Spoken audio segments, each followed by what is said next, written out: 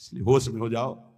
यदि अभी तक पापाचरण से धन कमाया हो तो उसको ऐसी जगह दान कर दो जहां दूसरों की दवाइयां होती हो, दूसरों के कष्ट निवारण होते हो, दूसरों का उदर पोषण होता हो, वस्त्र आदि, गौओं का चारा आदि अगर हो, अधर्म पूर्वक कमाया हो तो हटा देना, नहीं मरोगे तो दुर्गति होगी और जिंदा में परिवार को नाश कर देगा वो धन। लिख लो हमारे शब्द, जिंदा में जिनके लिए तुम एकत्रित किया उनका नाश करेगा, बुद्धि का नाश, स्वास्थ्य का नाश, तांडव मचाएगा घर में अधर्म का धन। और मरोगे तब कह रहे हैं कि तुम्हारी दुर्गति कर देगा, वही अधर्म का कमाया धन यहां बैंक में रह जाएगा, उसका कमाने का जो कर्म था वो तुम्हारी दुर्गति कर देगा। महाराज अत्रि कह रहे हैं तस्मान ग्राह्य में वही तत् सुखमानंत्यमिच्छता, इसलिए परम सुख प्राप्ति के लिए अधर्म पूर्वक धन कमाने की इच्छा मत करो। अनंत महिमा में भगवान ने धर्म की स्थापना की, पहले धर्म फिर धन, धर्म अर्थ काम मोक्ष, पहले धर्म, धर्म को आगे रख करके धन कमाओ। पहले था चाहे प्राण चले जाएं धर्म नहीं जाना चाहिए। देखा महापुरुषों को, गुरुजनों को, प्राणों की बाजी लगा दी, शहीद हो गए अपने राष्ट्र पर, अपने धर्म पर, अपने भगवत भाव पर। परः पराणाम पुरुषो यस्य तुष्टो जनार्दनः सा प्राप्नोत्यक्षयम् स्थानम् एतत् सत्यम मयोदितम। इस माया से परे परमात्मा है, वह परम पुरुष जनार्दन श्री कृष्ण जिस कार्य से, जिससे संतुष्ट हो गया वही परम सुखी, वही परम धनवान, वही अक्षय पद को प्राप्त करता है। मैं सत्य सत्य सत्य कहता हूं। इसलिए मानव जीवन प्राप्त करके धर्म का आचरण करो। धर्म के द्वारा संपादित किया हुआ तुम्हारा जीवन, जितने भी कर्म, वो तुम्हें महासुख प्रदान करेंगे। ना गुणान गुणिनो हंति स्तौति मंद गुणानपि नान्य दोषेषु रमते सानुसूया प्रकीर्तिताः। जब कभी किसी गुणी की तुम्हारे सामने प्रशंसा होने लगे तो खंडन मत करना, किसी के गुणों का खंडन मत करो। और जब किसी के दोषों की चर्चा होने लगे तो कान में अंगुली डाल के वहां से चले जाओ। जब किसी की महिमा गाई जा रही हो तो आनंदित होकर सुनो, भगवान की विभूति है जिसका वर्णन हो रहा है। लेकिन जब किसी की निंदा की जा रही हो तो कान में अंगुली डाल के उस सभा से निकल जाओ, क्योंकि सभा में जो जो बैठा होगा उसको सबको पाप लगेगा। द्रौपदी जी को निर्वस्त्र करने का आदेश दुर्योधन ने दिया, उठ के चले जाना चाहिए। भीष्म जी को, द्रोणाचार्य जी को, अश्वत्थामा जी को, इन बड़े बड़े महापुरुषों को नहीं गए ना, नहीं रोका ना। कुछ भी हो, अगर भीष्म जी खड़े हो जाते तो किसी की ताकत थी बोले, परिणाम क्या होगा? भगवान ने सबको मार के गिरवा दिया, सबको दंड भोगना पड़ा। जिस सभा में शास्त्र निंदा हो रही हो, संत निंदा हो रही हो, भगवत भक्त निंदा हो रही, धर्म की निंदा हो रही हो, आपकी सामर्थ्य है तो उसकी जबान बंद कर दो, नहीं तो कान में अंगुली डालो, उठ के चले जाओ। उत्तम बात यही, कान में अंगुली डालो, उठ के चले जाओ, क्योंकि सामर्थ्य की बात कानून विरुद्ध हो जाएगी। कुछ भी करना कानून के विरुद्ध होगा। परस्मिन बंधु वर्गे वा मित्रे द्वेषे रिपौ तथा आपन्ने रक्षितव्यम तु दयैषा परिकीर्तिताः। चाहे कोई पराया, चाहे कोई अपना हो, चाहे भाई हो, चाहे दुश्मन हो, यदि आप भक्त हैं तो आपका व्यवहार राग और वैर से रहित होना चाहिए। भाई के प्रति राग नहीं और दुश्मन के प्रति वैर नहीं। अगर भारी विपत्ति में भाई फंस जाए तो हम कैसे करेंगे? उसकी दुख निवृत्ति। ऐसे अगर दुश्मन भी फंस जाए तो हम उसकी दुख निवृत्ति का कार्य करेंगे। दुश्मन है, वो हमें गाली देता है, अपमानित करता है, हमारा बुरा चाहता है, लेकिन हम उसका मंगल चाहेंगे, बोले उसे भक्त कहते हैं। उसे कहते हैं वो राग द्वेष रहित भगवान का भक्त जो दयावान है। आन संशम क्षमा सत्य महिंसा दान मार्जवम प्रीति प्रसादो माधुर्यम मार्दवम च यमादस। यम और नियम ये जिसके जीवन में होते हैं वो बहुत दैवी संपदावान माना जाता है, भागवतिक माना जाता है। यम किसे कहते हैं? ये 10 होते हैं, यम 10 और नियम 10 होते हैं। यम पहला है अनुशंसम, अक्रूरता। किसी के प्रति भी क्रूर वचन, क्रूर व्यवहार बिल्कुल नहीं होना चाहिए।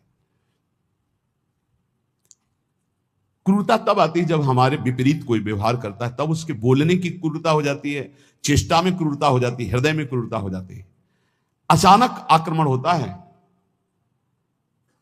अगर संबोधन करके आवे कि तुम्हारी परीक्षा हो रही तो शायद साधक सावधान हो जाए, पर अचानक आक्रमण माया का होता है।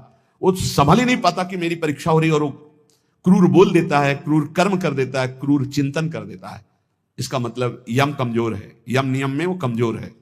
पहला यम है अक्रूरता, न वाणी में क्रूरता हो, न शरीर में चेष्टाओं में क्रूरता हो, न मन में क्रूरता हो, अक्रूरता। दूसरा है क्षमा। सबसे बड़ा बल है क्षमा। कोई कितना भी कैसा भी व्यवहार करे, क्षमा बल से उसे जीत लेना चाहिए। तीसरा है सत्य। सत्य के समान कोई दान नहीं, कोई पवित्रता नहीं, कोई बड़ा अनुष्ठान नहीं। वाणी से सत्य बोलने का नियम बना ले। कलिकाल है, इतना झूठ का बोलबाला है, पूछो मत।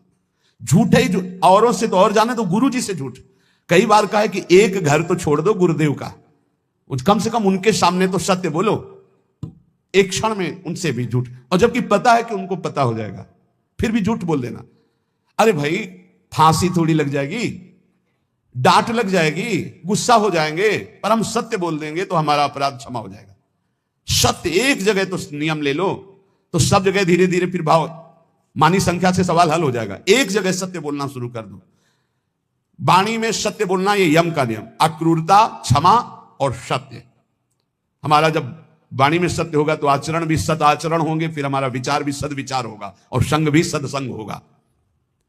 यम अगला, सत्य के बाद अहिंसा। किसी की भी हिंसा न करना, न मन से, न वचन से, न कर्म से। सत्यम, अहिंसा और दान। सुधन धन्य प्रथम गति आकी दान। बस दान का तात्पर्य इतना ही समझ लो, अहंकार रहित त्वदीयम वस्तु गोविंदम तुभ्यमेव समर्पये। हे प्रभु, आपके द्वारा दी हुई वस्तु तो ये परिवार से थोड़ा, हमारे परिवार भर के लिए इतना प्रयोग हो गया, 10 रुपया बढ़े, बस ऐसा। ये हमने कहीं नहीं सुना। गरीब आदमी अगर एक बछिया दान करता है तो एक राजा 1 करोड़ गाय दान करे स्वर्णिम आभूषणों से अलंकृत करके, तो उस गरीब आदमी की बछिया के बराबर नहीं होगा। ध्यान रखना, जो गरीब होकर के दान करता है उसका विशेष महत्व होता है। उसकी 4 रोटी उसके पूरे जीवन के कमाई मेहनत से, और तुम 4 करोड़ ऐसे, तो उसकी रोटी के बराबर नहीं हो सकता है। इसलिए दान का विशेष महत्व धर्म द्वारा कमाया हो। जैसे एक बार हमने सत्संग में बताया था दान के विषय में, सेतुआ यज्ञ का मुदगल ऋषि, वो कभी किसी से दान नहीं लेते थे, तो शीलोंच वृत्ति के द्वारा वो अपना उदर पोषण करते। सील कहते हैं जो किसान अपना खेतों से अन्न का अधिकार ले चुका है, अब वो ऐसे खेत, उनमें जो दाने बाली पड़ा है उसे बिन लेना। उंच कहते हैं जो बाजार में जहां अन्न की बाजार लगी वो उठ चुकी है, इसके बाद जो दाने गिरे उनको उठा लेना। तो वो ऐसे 2-4 किलो सब मिला करके होता होगा। उससे 12 महीना सतुआ बना लेते थे, और उसको थोड़ा थोड़ा 12 महीना, और उसी से तप करते थे। एक दिन वो सतुआ पिसा के रखे ही कि इतने में परीक्षार्थ के लिए भगवान अतिथि रूप में, बहुत भूखा हूं, हे ऋषि, क्या हमारे उदर पोषण की व्यवस्था हो सकती है? तो उनका हाँ, अभी तो साल भर के लिए सतुआ एकत्रित ही किया। वो परोसते गए, वो पाते गए, और पूरा साल भर के लिए जो एकत्रित किया था वो सब सतुआ पा गए। चाट चाट के पा लिया कुछ, तो उनका भगवान पूरे साल की व्यवस्था इतनी, जब इसके आगे तो है ही नहीं। तो उनका चलो हम छक भी गए हैं बहुत, और डकार ली और चले। तो एक नेवला वहां से निकला, तो जो 2-4 दाने सतुआ के गिरे थे वो उसके शरीर में छू गए, तो स्वर्णिम हो गया, आधा स्वर्ण का। बड़ा उसको चमत्कार मिला। तो जब सुना महाराज युधिष्ठिर की राजसूय यज्ञ हो रही, इतनी बड़ी ब्रह्मा शंकर आदि बड़े बड़े महापुरुष, स्वयं भगवान सच्चिदानंद श्री कृष्ण द्वैपायन व्यासदेव जी सब विराज, तो नेवला पूरी पंगतों में लौटता हुआ घूमता। कहीं स्वर्ण का नहीं हुआ तो भगवान श्री कृष्ण के पास से निकलकर महाराज युधिष्ठिर वहीं बैठे थे। कहा, महाराज तुम्हारी यज्ञ मुद्गल ऋषि की सतुआ यज्ञ के बराबर भी नहीं है। तो भगवान श्री कृष्ण ने कहा, ऐसा क्यों कह रहे हो? आज तक किसी चक्रवर्ती सम्राट ने ऐसी यज्ञ नहीं की जिसमें स्वयं मैं विराजमान हूं और सब मेरी विभूतियां विराजमान है और सब शास्त्रीय पद्धति से हो रही, तुम ऐसी निंदा क्यों कर रहे हो महाराज राजसूय यज्ञ की, युधिष्ठिर की? तब उन्होंने पूरी कथा सुनाई कि सतुआ यज्ञ वाली। बोले, महाराज मैं पूरा लौट के देख लिया है कि रुआ भी सोने का ले हुआ, तो हुआ ना आपकी यज्ञ उनसे छोटी? तो भगवान ने कहा, हाँ, मुदगल ऋषि की सतुआ यज्ञ के बराबर तो राजसूय यज्ञ नहीं। क्यों? वो अकिंचन, प्रतिग्रह रहित। तो यहां कह रहे दान शब्द मुदगल ऋषि का जोर का हुआ, जो धर्म के द्वारा मेहनत करके कमाता है। जब कोई राधा बाबा से कभी कोई दक्षिणा देने की बात आई, एक बार राधा बाबा ने भागवत सुना तो कहा, भाई भागवताचार्य को दक्षिणा देनी चाहिए, कोई दक्षिणा देगा? पर धर्म की कमाई का, अगर पाप की कमाई का दिया तो समझ ले, तो किसी की जेब में नहीं। एक जो घास खोदना सेवा करना, तो उसने कहा, बाबा 50 पैसा या 100 रुपया हम दे सकते हैं। बोले, हाँ बस इतना ही काफी है। बाबा ने लिया और कहा भागवताचार्य जी से, ये है दक्षिणा।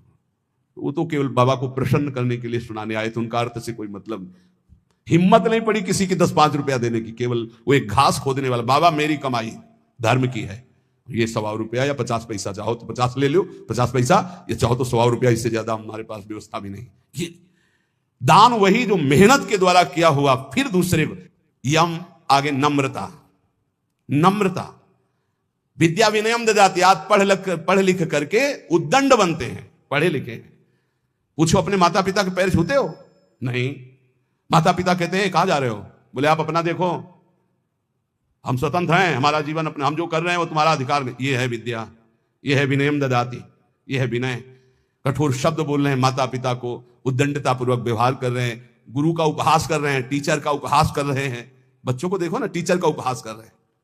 नम्रता विद्या से आती है। विद्या विनयम ददाति। पढ़ना लिखना ये तभी सार्थक है जब विनय आ जाए। उल्टा हो रहा है, जितना विद्या वो घमंड बढ़ता चला जा रहा है, अहंकार बढ़ता चला। विद्या रूप महत्व कुल धन जौवन अभिमान, कुछ नहीं मिला, कोई विद्या नहीं। जो जितना विवेकवान, जितना विद्यावान उतना विनयी पाया गया, घमंडी नहीं पाया गया। या उल्टा होता है। क्यों उल्टा होता है? क्योंकि गुरुजनों के चरणों में बैठकर विद्या नहीं ली गई है। इसीलिए पहले गुरुकुलों में भेजा था महापुरुषों के समीप के, वहां विद्या विनय प्रदान करती थी। रजोगुण रहित जीवन, ऋषियों के समुदाय में एक भागवतिक वातावरण। नम्रता। फिर है सबसे प्रीति। सब जीवन सुप्रीति रीति निभाता अपनी, सबसे प्रेम का व्यवहार, लेकिन निष्काम, किसी से कोई कामना नहीं। फिर यम में आता है प्रसन्नता। संतुष्टायन के हर स्थिति में तुम्हारा मन प्रसन्न होना चाहिए। फिर मधुर वाणी, जब बोलो हंसी बोले बहु मांग दे, परुख वचन का बहु न कहाए। और कोमलता, हृदय बड़ा कोमल होना चाहिए। ये 10 लक्षण यम कहलाते हैं। कहा जाता है ना, यम नियमों का पालन करने से ही भगवत प्राप्ति होती है। तो अक्रूरता, क्षमा, सत्य, अहिंसा, दान, नम्रता, प्रीति, प्रसन्नता, मधुरवाणी, कोमलता, ये 10 यम हैं और ये 10 नियम हैं। शरीर की पवित्रता, वस्त्र की पवित्रता और मन की पवित्रता, तीनों पवित्र होने चाहिए। बिल्कुल ऐसे पशुता हुए, हाथ कोई धो ले तो बड़ी बात है। पहले जल लेके साधु लंगोटा, सोटा, कमंडल, ये बिल्कुल अब इतना वीआईपी है कि कमंडल रखना बेइज्जती की बात हो जाएगी ना। बाबा जी कमंडल कैसे? कमंडल है, डंडा है, बंधा लंगोटा, काछ वाछ मन निश्चल राखे, धन धन जननी तेरी। रास्ते में लोग शंका लगी तो कैसे हो गए? आचमन करना है, मूत्रेंद्री का प्रक्षालन करके, हस्त प्रक्षालन करके, आचमन करके, तब है पवित्रता का। ऐसे पूरा शुद्ध वातावरण, शरीर पवित्र, वस्त्र पवित्र, मन पवित्र। नियम, सबसे पहला नियम पवित्रता। शरीर पवित्र, वस्त्र पवित्र, विचार पवित्र, कितना बढ़िया जीवन होता। दूसरा नियम में है यज्ञ। तो यज्ञानाम जप यज्ञ, उसमें सबसे बड़ी यज्ञ है जप यज्ञ। राधा राधा राधा, नियम ले लो जप यज्ञ का। नियम में तीसरा है तप। अपने धर्म का पालन करते हुए जो आपको कष्ट मिलता है उसको सहना तपस्या कहते हैं। जैसे आप प्रातःकालीन बेला में, प्रातःकालीन क्या, अर्धरात्रि वेला में जगते हैं। प्रातःकाल तो 4 बजे से होता है, यहां तो अखंड कीर्तन ही चलता रहता है। पर रोड में हम जब 2 सवा 2 बजे उतरते हैं तो 10-20 हजार लोग खड़े होते हैं और सब साधक जन सेवा में रहते हैं। तो इसका मतलब 1 बजे जगे होंगे, तब तो वहां सेवा में पहुंचे। और वो लोग तो हो सकता है कोई 12 बजे से खड़ा हो, कोई 11 बजे से, कोई 1 बजे से। अब जो नींद नहीं लिया, जो कष्ट से, इससे तपस्या के, इससे पाप क्षीण होते हैं, इससे बहुत लाभ प्राप्त होता है। ये बाहरी तपस्या है। समय से स्नान करना, चाहे गर्मी हो चाहे सर्दी हो, समय से अपनी दिनचर्या में आना, चाहे जितना कष्ट हो, ये बाह्य तपस्या में होता है। भोजन आदि ना मिल पाना, फिर भी अपनी दिनचर्या करना। और आंतरिक तपस्या मानी जाती काम, क्रोध, लोभ आदि को सहना। इनको सहना आंतरिक तपस्या कहे। इन तपस्याओं के अलावा और भी बहुत सी तपस्याओं का वर्णन, पर वो खास बात नहीं। आए हुए वेग को सह जाए सो महात्मा। काम के वेग को, क्रोध के, लोभ के, मोह के वेग को जो सह जाए, ये सबसे बड़ी तपस्या। नियम पवित्रता, नियम जप, नियम तप, कष्ट सहने का स्वभाव, नियम दूसरों को सुख देने का स्वभाव। आओ बैठो बैठो, मृदु भाषण। आप जल पिएंगे? अच्छा, श्री जी का कुछ भोग लगा, आप थोड़ा प्रसाद पा लीजिए। मृदु व्यवहार, सरल व्यवहार। स्वाध्याय नियम, आपका नियम होना चाहिए स्वाध्याय का। ये नियम के अंतर्गत आते। स्वाध्याय नियम पूर्वक। और नियम जनेन्द्री का निग्रह अर्थात ब्रह्मचर्य। नियम में ब्रह्मचर्य व्रत बहुत जोर की बात। गृहस्थ है तो संयम पूर्वक विरक्त है। जनेन्द्री का संयम ब्रह्मचर्य और मौन व्रत, वाणी का मौन व्रत, ये नियम। और अल्पाहार का नियम या उपवास का नियम, बहुत बड़ा भजन में इसका प्रभाव पड़ता है। आपका अधिक भोजन पाने से जो भजन में शक्ति लगनी चाहिए वो भोजन पचाने में लगती, इसलिए भजन में रुचि नहीं होगी, ध्यान रखना। या तो अल्पाहार और या फिर कभी कभी उपवास, पर सेवा नहीं छोड़ना। श्री सुदामा दास जी महाराज सुदामा कुटी के स्वयं आटा मांग कर लाते, स्वयं उपला बिनते, फिर रोटियां बनाते, फिर संतों को पवाते। उनकी मेहनत ऐसा रंग लाई कि तब से लेके आज तक शास्त्रों संतों की सेवा ऐसे होती रहती है। अपरिचित कोई भी संत जाए, पाए और बना रहे, बारंडा बड़े बड़े बने, आसन लगाए, 10-5 दिन खाए पिए पड़ा रहे, आज भी वो सेवा चल रही। संत सेवा अगर मिल जाए, परोसना है, पत्तल उठाना है, पोछा लगा, ये अहोभाग्य समझा जाए। इसको ऐसा ना समझा जाए कि एकांत में बैठकर भजन करना ज्यादा अच्छा है, लेकिन इनके बीच नहीं। मन की गति को संभाल पाना बहुत कठिन है। आज एकांत के लिए भजन के लिए कर रहा है, कल एकांत के लिए भोग के लिए कहेगा, इसका कोई विश्वास नहीं। गुरु प्रदत्त दिनचर्या को कभी ना तोड़ा जाए, और 10 वर्ष एक ही दिनचर्या चलाई जाए, मन शांत हो जाएगा, अपने आप देख लेना। ये नियम है। अल्पाहार नियम बना लो अल्पाहार का। एक साधु की, साधक की दिनचर्या भोजन की होनी चाहिए। इतनी रोटी, इतना चावल, इतनी सब्जी, इतना दाल, वो नियम है, उतना ही पाना है। कुछ भी हो, अच्छे से अच्छा पदार्थ हो, एक नियमावली भोजन की होनी चाहिए। और स्नान 3 बार, ब्रह्मचारी 3 बार स्नान होना ही चाहिए। 24 घंटे में 3 बार स्नान। वो शरीर सुख के लिए नहीं, जैसे अब सोने जा रहे हैं तो कोई कोई स्नान करते हैं, नहीं, कदापि नहीं, दिनचर्या के विरुद्ध नहीं। एक प्रातः जो अभी 1:30-2 बजे हुआ, और एक पुनः अगर आपका दिनचर्या का क्रम में 8 बजे, 9 बजे, 10 बजे जैसे स्नान का हो, फिर एक सायं 4 बजे, 5 बजे, बस अपने का 2-3 घंटे बाद ही पुनः स्नान होता है, फिर सायं होता है। 3 स्नान जीवन हो गए, 3 स्नान जीवन। अगर कहीं पेट खराब हो गया तो जय बार फिर अर्ध स्नान करना ही करना है। ये 10 नियम और 10 यम ये साधक के जीवन में होने ही चाहिए। नियम पवित्रता का, जप का, तप का अर्थात कष्ट सहने का, दूसरों को सुख देने का, स्वाध्याय करने का, ब्रह्मचर्य का, मौन का, उपवास का, स्नान का, ये नियम होने चाहिए।